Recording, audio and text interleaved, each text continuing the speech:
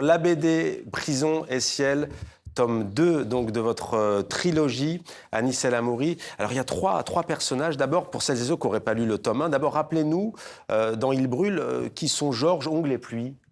Alors, moi je dis Georg. Vous pouvez dire Georges, il n'y a pas de souci. Georg, allez, on va les appeler par leur vrai Moi prénom. je dis comme ça. Georg, en fait, c'est un enfant. Donc, c'est un monde médiéval, Ouais. imaginaire. Donc, pas vraiment, c'est pas une reconstitution ou quoi que ce soit, qui a un aspect fantastique. Et donc, dans ce monde, il y a une chasse aux sorcières qui a lieu. Et dans ce contexte-là, on suit donc ces trois adolescents Qui et fuit ce monde adolescentes médiéval. qui fuient bon, ils sont dans ce monde médiéval, Ouais. mais ils fuient la société d'une certaine façon, puisque en fait, on comprend au début du récit que ce jeune garçon Georg, qui est un enfant un peu des rues, a aidé deux jeunes filles à s'évader d'une prison. Et donc, ces deux jeunes filles qui s'appellent Pluie et Ongle. Et en fait, c'était une prison de l'église où on ne sait pas exactement ce qu'on leur a fait, mais on comprend qu'elles ont été emprisonnées et torturées. Elles ont subi des sévices psychologiques et physiques dont on ne connaît pas exactement la teneur. Et pour la raison qu'elles ont des pouvoirs qui sont jugés ou contre nature et qui sont effrayants, effectivement. Surnaturel. Ouais, Ouais. tout à fait. Alors leur quête, c'est quoi? C'est de fuir, mais de lutter surtout pour exister. Ouais, c'est ça, en gros. C'est-à-dire que ces deux adolescentes, elles n'ont pas une vie normale et cet enfant veut essayer de les guider vers quelque chose vers une idée de vie, mais elles sont dans une idée de survie.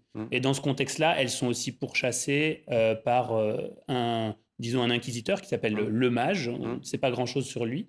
Et donc, c'est une figure un peu de méchant, mais qui porte le costume du bien. Et donc, il les pourchasse et qui a l'air d'avoir un lien avec elle et d'avoir lui aussi des pouvoirs surnaturels. Il les pourchasse sans relâche. Alors, on est dans un univers artistique de dark fantasy. Il y a le merveilleux qui se mêle à la violence, j'en parlais tout à l'heure, et à la mélancolie.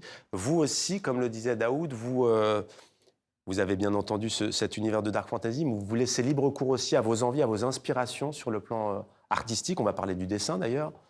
Ouais, tout à fait. En fait, je pense que je viens d'une génération d'artistes, de dessinatoristes qui ont été beaucoup influencés par les récits de genre. Et on a un moment où on a envie de réutiliser ces récits de genre pour parler de l'intime, de quelque chose des sensations, des émotions, de le réinsérer dans quelque chose de poétique.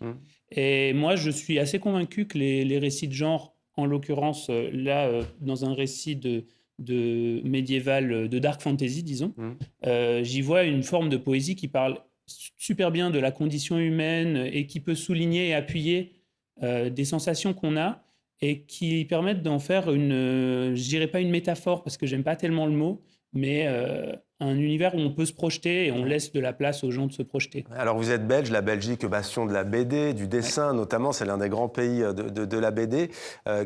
Quelle est la place de ce style, en fait, de cet univers-là en Belgique? C'est une bonne question. Effectivement, on est un pays de la BD.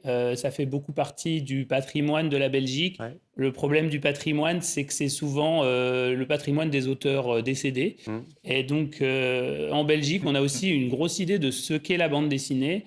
Et je suis aussi un auteur de bande dessinée bruxellois, belge, contemporain. Ancré dans son temps, oui. Et comme beaucoup de gens autour de moi, beaucoup de mes amis, de mes collègues, on fait de la BD aujourd'hui et il y a beaucoup de place à la bande dessinée en Belgique on parle beaucoup d'Hergé, on parle beaucoup de Peyo, on parle beaucoup de tous ces auteurs très importants que je respecte extrêmement, mais parfois on oublie qu'il y a des auteurs et des autrices vivants et vivantes de qui la sont génération. là. Et il y en a un qui est sur notre plateau, sur Voilà. MO, sur TV5 Monde. Parlez-nous de votre dessin, du choix des couleurs, de votre trait de crayon. Comment vous le définiriez? Ah oui, je dirais